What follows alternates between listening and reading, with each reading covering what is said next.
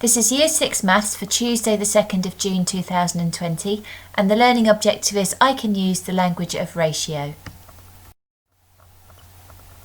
We did some work on ratio last term, so let's have a think about what it means. Ratio compares the relationship between two amounts or quantities and how one is related to the other. So in this picture we can see that for every 3 squares there are 2 circles, or for every 3 yellow shapes there are 2 red shapes.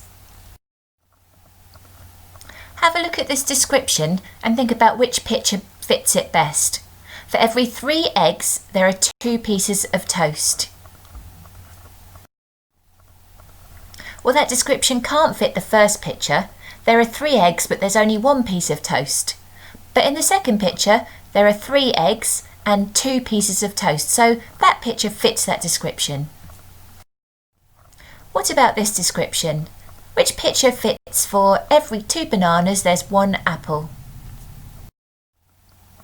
Well, it can't be the first picture because the first picture shows a pineapple and strawberry.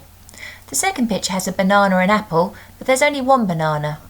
In the third picture, there's still only 1 banana and 2 apples, but in the final picture, there are 2 bananas and 1 apple, so this must be the picture that fits the description. What about this? The description is still for every 2 bananas there's 1 apple, but the pictures have changed. Which one fits the description best? Well, it can't be the first picture because there are 2 bananas, but there are 2 apples.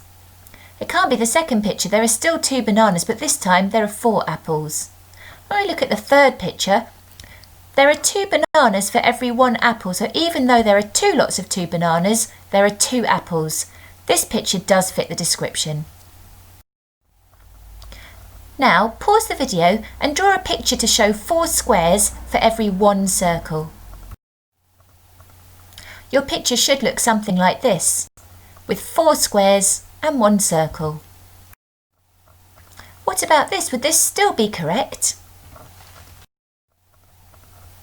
It would be correct, because it still fits the description. 4 squares for every 1 circle. There are 2 lots of 4 squares, so there are 2 circles. The picture's changed again.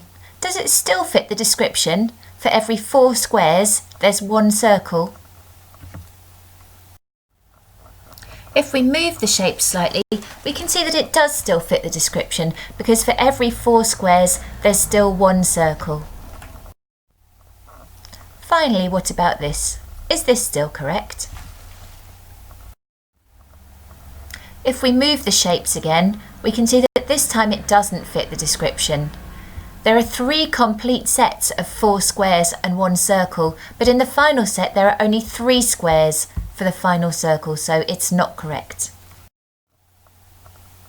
Use the sheet on the website to practice using the language of ratio. You can either print the sheet out and write on it, or look at the sheet on the screen and write your answers in your book. When you've finished, use the answer sheet to check how you got on.